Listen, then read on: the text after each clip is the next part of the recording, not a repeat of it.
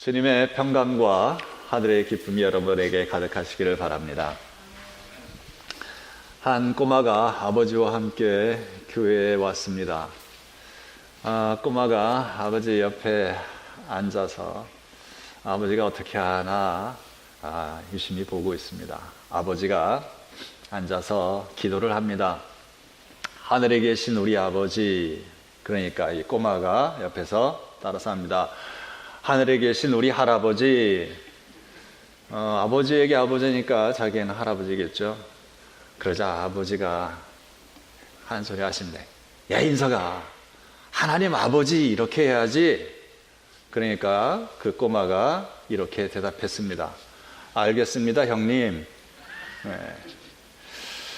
여러분, 하나님을 믿는다는 것은 어떤 교리를 지식적으로 아는 것이 아닙니다. 살아계신 하나님과 인격적인 교제, 인격적인 관계를 맺고 그렇게 살아가는 것을 의미합니다. 성경 말씀을 지식적으로 아는 것도 중요합니다. 그렇지만 그보다 더 중요한 것은 이 땅에 말씀으로 오신 예수 그리스도와 친밀한 관계 가운데, 사귐 가운데 하루하루 동행하며 살아가는 것이 더 중요합니다. 여러분에게 하나님은 어떤 분이십니까? 예수님은 어떤 분이십니까? 어떤 관계입니까? 주님과 인격적인 관계 가운데 여러분들은 살아가고 계십니까? 그런 관계 가운데 있다면 살아계신 하나님의 놀라운 위로와 평안을, 또한 능력을 체험하며 감사를 고백하고 주님의 그 사랑 안에서 또 믿음의 능력을 누리며 살게 될 것입니다. 여러분, 우리 주 예수님은 능력의 주님이십니다. 그런데 이 능력의 주님도 어쩌지 못하는 상황과 어쩌지 못하는 사람이 있습니다. 사람이 주님의 능력을 제한하고 주님의 은혜를 방해할 수도 있습니다. 역설적이게도 주님의 능력을 제한하고 방해하는 사람은 다름 아닌 주님을 잘 안다고 하는 사람들입니다. 오늘 복음서의 본문은 이렇게 시작이 됩니다. 예수께서 거기를 떠나사 고향으로 가시니, 거기를 떠나셨다고 하는데 거기는 가버나움입니다. 가버나움은 갈릴리 지역의 중심이 되는 지역인데요, 예수님께서 주로 활동하셨던 지역입니다. 예수님께서 이곳에서 놀라운 일들을 많이 행하셨습니다. 회당장 야이로가 예수님께 찾아와서 자기 딸이 죽게 되었는데 살려달라고 간청을 합니다. 이에 예수님께서는 야이로 회당장 집으로 향해 가십니다. 그때 많은 사람들이 예수님을 가까이에서 보려고 몰려왔습니다. 왜냐하면 예수님에 대한 놀라운 소문이 바닥에 퍼졌거든요. 수많은 병자를 고쳐주시고 풍랑을 잔잔케 하시고, 최근에는 거라사 지방에서 귀신 들린 사람을 고쳐주셨습니다. 그 소문이 빠르게 번져갔습니다. 그 소문의 주인공인 예수님이 지나가신다고 하니 수많은 사람들이 예수님을 만나고자 했습니다.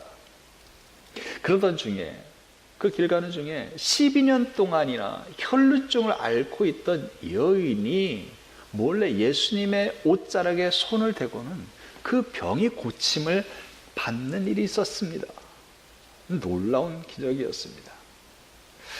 그리고 회당장의 집에 도착하자 12살 된 그 딸이 죽었습니다. 사람들이 통곡하고 있었습니다. 그런데 예수님께서는 죽은 것이 아니라 잔다 하시며 그 소녀를 향해 달리다 굼, 일어나라 라고 명하십니다. 그러자 그 소녀가 살아났습니다. 수많은 이들이 예수님을 그렇게 놀라운 슈퍼스타로 받들고 있었습니다. 수많은 이들이 예수님을 만나고 싶어 했습니다. 예수님을 만나 병도 고치고 놀라운 말씀을 듣고자 했습니다. 그분의 옷자락만이라도 만져보고 싶어 했습니다. 이제 예수님은 그곳을 떠나 고향으로 가셨습니다. 고향에, 회당에 들어가 하나님의 말씀을 가르치셨습니다. 사람들이 그 말씀을 들을 때에 예수님의 놀라운 지혜와 권위를 느꼈습니다. 그런데 오늘 성경이 전하고 있는 사람들의 반응은 의외였습니다. 3절 하반절에 예수를 배척했다고 기록하고 있습니다. 세 번역에는 예수를 달갑지 않게 여겼다 이렇게 번역하고 있는데, 여러분 이 상황, 이 반응이 여러분은 이해되십니까? 놀라운 기적의 소문을 들었습니다. 그 소문의 주인공인 예수님이 자기 고향에 와서 말씀을 가르치는데 들어보니까 정말 놀라운 지혜가 있습니다. 말씀의 능력을 보았습니다. 그런데 그 말씀에 아멘하고 화답하지 않고 그들은 별로 달갑게 여기지 않았습니다. 배척했습니다. 어떻게 이럴 수가 있습니까? 성경은 이렇게 전하고 있습니다. 2절 이하에 이 사람이 어디서 이런 것을 얻었느냐? 이 사람이 받은 지혜와 그 손으로 이루어지는 이런 권능이 어찌 됨이냐? 이 사람이 마리아의 아들 목수가 아니냐? 야고보와 요세프와 유다와 시몬의 형제가 아니냐? 그 너희들이 우리와 함께 여기 있지 아니하냐? 그리고 예수를 배척했다. 예수님을 배척한 이유는 이 예수라는 사람이 어떤 사람인지 너무나 잘 알고 있었기 때문이라는 겁니다. 예수님을 누구라고 칭하고 있습니까? 마리아의 아들 목수라고 부르고 있습니다. 히브리인들은요, 자녀를 아버지의 이름과 관련지어 부르는 관습이 있습니다. 그런데도 나사렛 사람들은 요셉의 아들이라 부르지 않고 마리아의 아들이라고 부르고 있습니다. 이것은 예수님의 공생애 이전에 아버지인 요셉이 죽었을 가능성을 시사해 줍니다. 그렇지만 비록 아버지가 죽고 자신의 어머니가 과부라 할지라도 마리아의 아들이라는 말 속에는 모욕적인 언사가 들어가 있는 겁니다. 여기에는 홀어머니에게서 자란, 옛날에 그랬죠, 애위 없이 자란 자식이라는 어떤 경멸의 의도가 숨겨져 있습니다. 그들 중에는 마리아가 결혼 전에 잉태하여 아들을 낳았다는 그 소문을 기억하며 예수님을 부정한 자식이라고 여기고 있었는지도 모릅니다. 하여간 이들은 예수님을 낮춰보고 있습니다. 또한 예수님을 목수라고 칭하고 있습니다. 목수가 아닌가? 목수가 나쁜 직업은 아니지요. 그렇지만 그러나 특별하게 우리의 어떤 신앙의 대상, 선망의 대상인 그러한 직업도 아닙니다. 그러한 생각들이 이 무리들 가운데 내포되어 있는 것이죠. 존경받을 만한 자격도 없고 우리들처럼 생계를 유지하기에 급급해야 하는 보통 사람, 그런 사람이 특별한 가르침과 능력을 베푼다, 별로 존경심이 가지 않았던 것입니다. 그리고 예수님의 남동생들, 여동생들, 우리가 다 알고 있고 지금 우리의 이웃에 살고 있지 않은가? 예수가 대단한 가문의 사람도 아니고 어려서부터 내가 다 봐왔지, 별것 없는 사람이야. 이러한 편견이 그들로 하여금 예수를 더 알아보고 더 탐구하고 싶은 그런 구도의 열망을 가로막고 있었습니다. 익숙한 편견, 고정관념이 현재 예수님에 대한 이해를 가로막고 있습니다. 그렇습니다. 그들에게는 예수님에 대한 고정관념, 편견이 있었습니다. 나와 별 차이가 없는 그런 사람, 30년 동안 그저 평범하게 지내온 목수의 아들, 이웃집 아들, 자라온 과정을 내가 다 보았고 그 가족들도 다 알고 있는데 잠시 고향을 떠나 타지에서 생활하다 온 예수가 놀라운 기적을 행하고 하나님의 말씀을 권위 있게 전하고 있습니다. 그런데 그 행색이 자신들과 별반 다르지 않습니다. 과거와 그 겉모습이 별로 다르지 않습니다.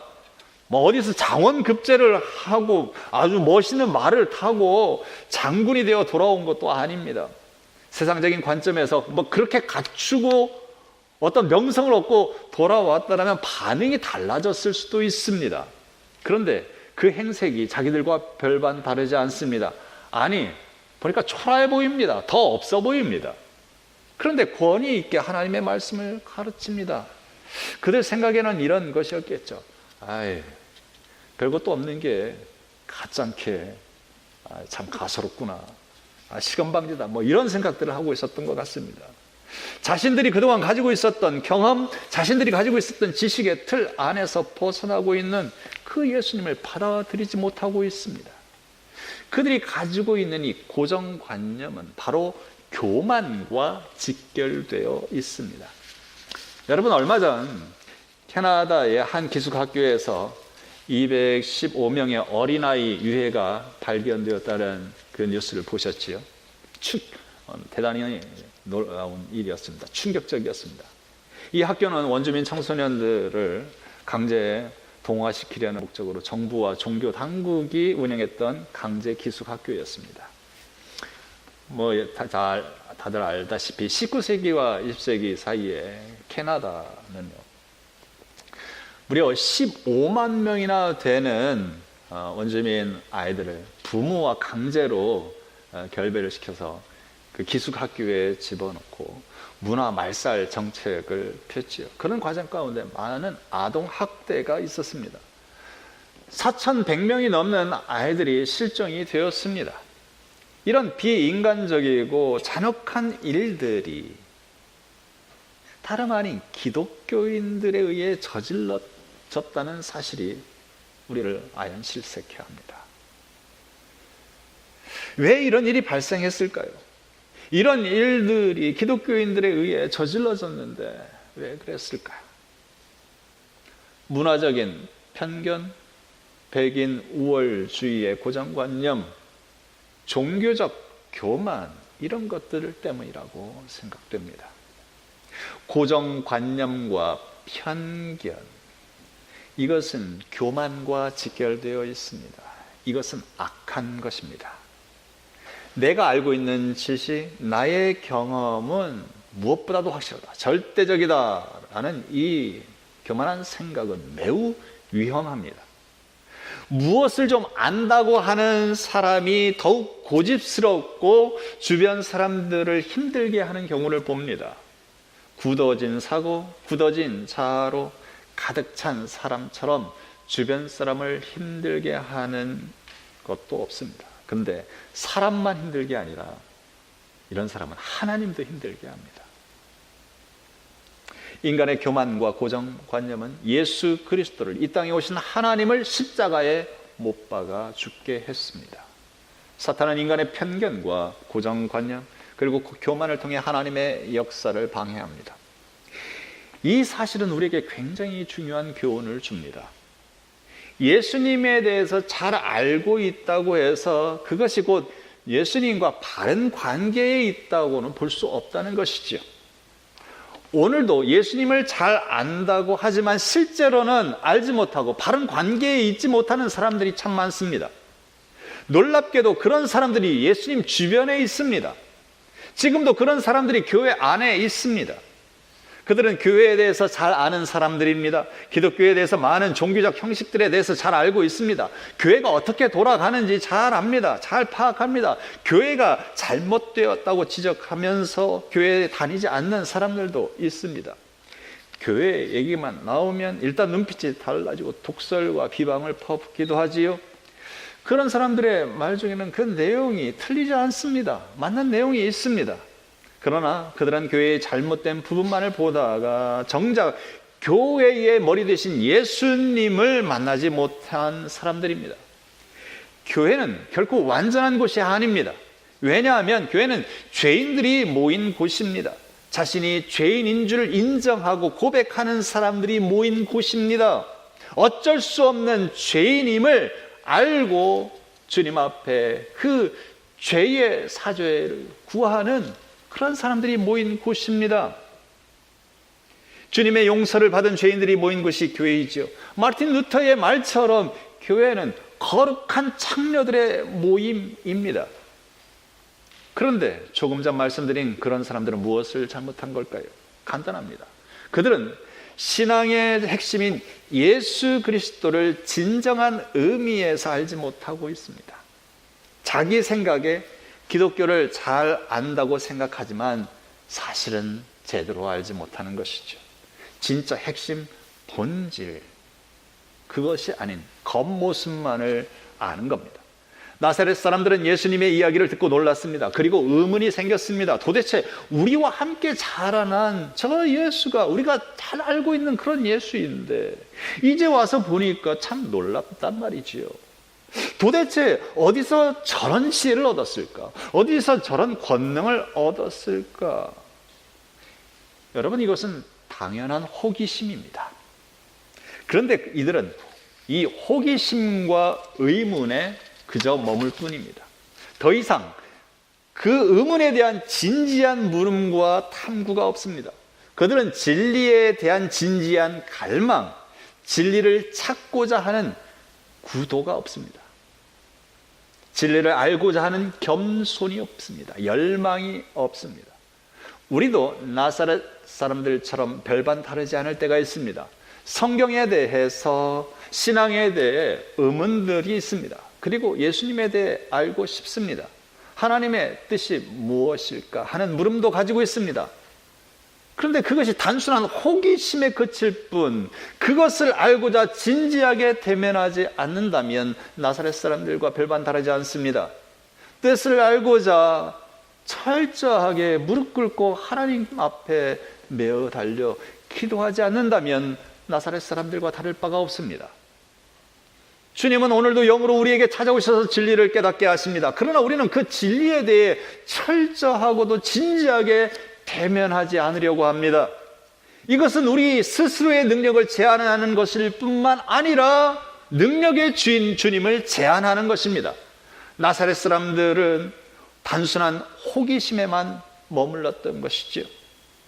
그렇게 단순한 호기심에만 머물게 한 것이 고정관념과 편견, 그리고 교만입니다. 일종의 익숙한 편견이죠. 열심히 교회를 출석하는 사람들 중에 안타까운 이들이 있습니다. 꼬박꼬박 주일 예배는 열심히 참석합니다. 10년, 20년, 30년 넘었습니다. 역사와 전통을 자랑하는 크리스찬입니다. 그런데 시간도 흘러 직분도 받습니다. 그런데 가만히 대화하다 보면 예수님에 대한 진정한 고백이 없습니다. 주님과의 살아있는 교제가 없습니다. 신앙의 감동이 없고요, 감격이 없습니다. 하나님 은혜에 대한 마음속에 설레는 기쁨과 간증이 없습니다. 성령의 은사가 없습니다. 전도의 열매가 나타나지 않습니다. 교회 다닌 지 20년, 30년이 되었는데 하나님의 놀라운 은혜, 하나님의 임재, 하나님의 영광, 예수 그리스도에 대한 분명한 믿음의 고백, 구원에 대한 확신, 주님을 인한 감사와 기쁨, 성령 충만한 삶, 성령의 열매, 사랑과 희락과 화평, 이런 열매들이 없습니다. 그래서 성경 공부를 하자고 하면 그런 사람들 대개 반응, 저 예전에 다 해봤어요 라는 말입니다. 여러분, 신앙은 now and here, 지금 현재 이곳에서의 태도가 중요합니다. 말씀이 내 삶의 현장에서 생생히 살아 적용되고 그 능력 가운데 하루하루의 삶을 살아가는 것이 중요합니다. 그러하기에 말씀은 늘 묵상해야 하는 것이고 늘 새로운 것입니다. 지식이 아닌 날마다의 만남, 친밀한 관계로 나아가야 합니다. 오늘 성경 말씀은 놀라운 사실을 이렇게 전하고 있습니다. 5절 이하입니다. 예수께서 거기서는 아무 권능도 행하실 수 없어 다만 소수의 병자에게 안수하여 고치실 뿐이었고 그들이 믿지 않음을 이상히 여기셨더라. 세 번역으로 읽어드리겠습니다. 예수께서는 다만 몇몇 병자에게 손을 얹어서 고쳐주신 것밖에는 거기서는 아무 기적도 행하실 수 없었다. 그리고 그들이 믿지 않는 것에 놀라셨다. 예수님이 놀라셨습니다. 예수님이 이상히 여기셨습니다. 우리도 예수님을 놀라게 할 수 있습니다. 신앙생활을 고향 사람들처럼 할 수 있습니다. 예수 그리스도를 자기의 사고의 틀 안에 가두어 놓습니다. 하나님의 말씀을 자기의 지식의 틀 안에 가두어 놓습니다. 성령의 역사를 자신의 경험의 틀 안에 넣습니다. 자신이 가지고 있는 그 틀 안에서 벗어나는 것을 쉽게 받아들이지 못합니다. 어린아이 같은 마음으로, 그 믿음으로 받아들이지 않습니다. 그리스도 신화의 프로크루스테스의 침대와 같습니다. 자기 기준에 맞지 않으면, 이게 벗어나면 잘라버리고요, 모자라면 강제로 끌어당깁니다. 이런 신앙생활을 하는 이에게는 감격이 없습니다. 예수 그리스도께서 십자가에 달려 죽으심으로 내 죄가 사해졌다는 눈물의 감사가 없습니다. 이런 이들에게는 순종이 없습니다. 하나님의 말씀에 감동하여 자신을 쳐서 복종시키는 변화가 없습니다. 이런 이들에게는 사랑이라는 성령의 은사와 열매가 나타나지 않습니다. 성령의 능력을 경험하지 못하고 예수 그리스도의 증인이 되지 못합니다. 참 놀랍습니다. 참 이상한 일입니다. 교회를 다니면서도 예수 그리스도의 십자가 구속의 은혜를 알지 못하는 게 참 놀랍습니다. 참 이상합니다. 하나님의 놀라운 사랑에 대한 감사가 없다는 것이 참으로 놀랍습니다. 참으로 이상합니다. 성령의 은사를 체험하지 못한다는 것이 참으로 놀랍습니다. 참으로 이상합니다. 그렇게 말씀을 들었으면서도 자아를 벗어나지 못하고 왜 그렇게 옹졸한지요?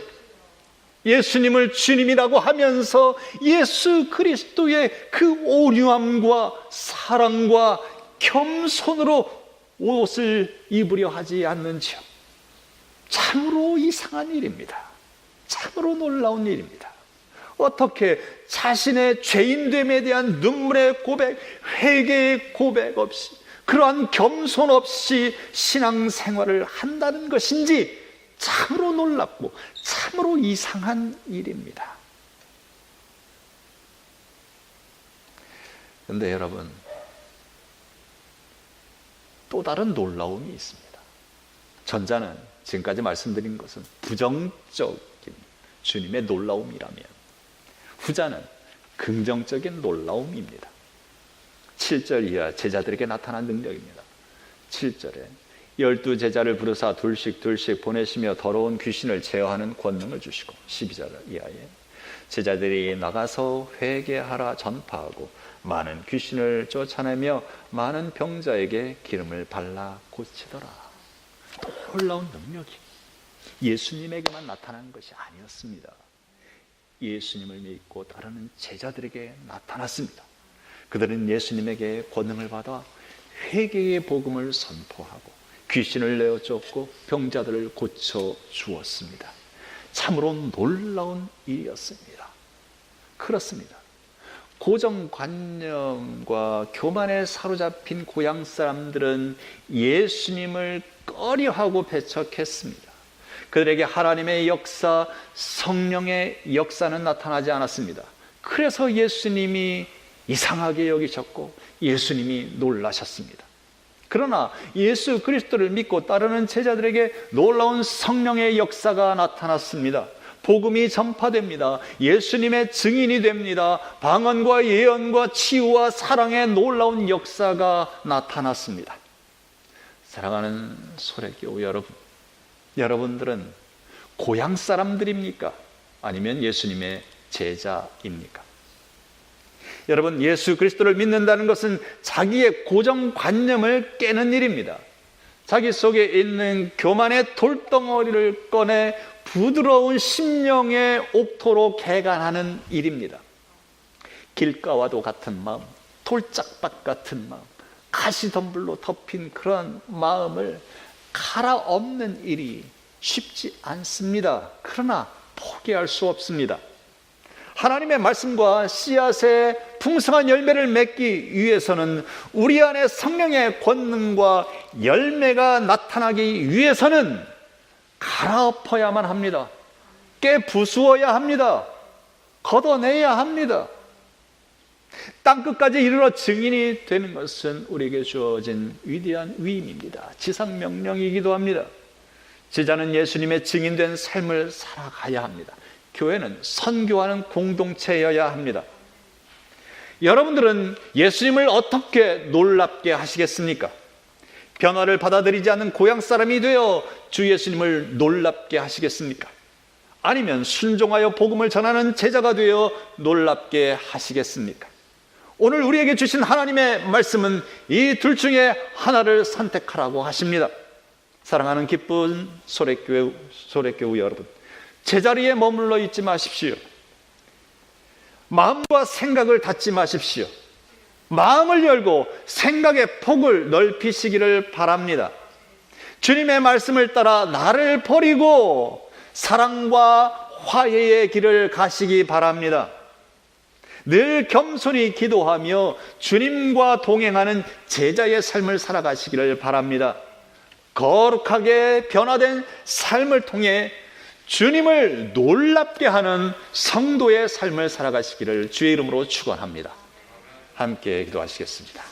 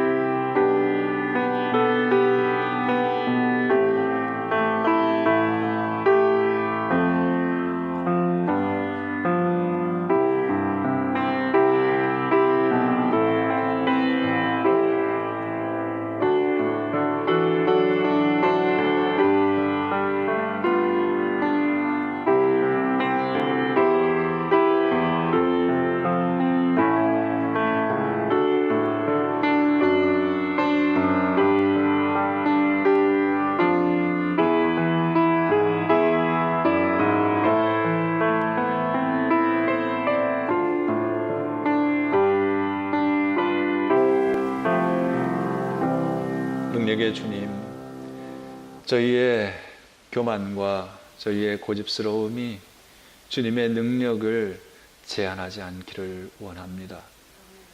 늘 겸손히 나 자신을 죽이고 주님 안에서 새롭게 살아가는 저희들 되게 하여 주시옵소서.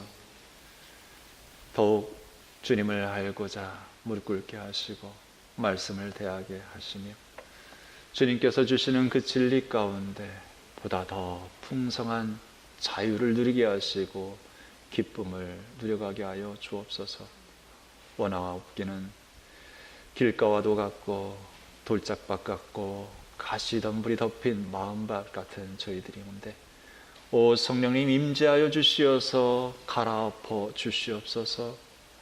하늘의 옥토가 되게 하여 주시어서 주님의 말씀에 아멘으로 화답하며 순종함으로 풍성한 열매를 맺는 저희가 되게 하여 주옵소서. 주님께서 말씀 가운데 역사하시사 새롭게 하시고 저희를 통하여 영광 받으시기를 간절히 소원하오며 예수 그리스도의 이름으로 기도드립니다. 아멘.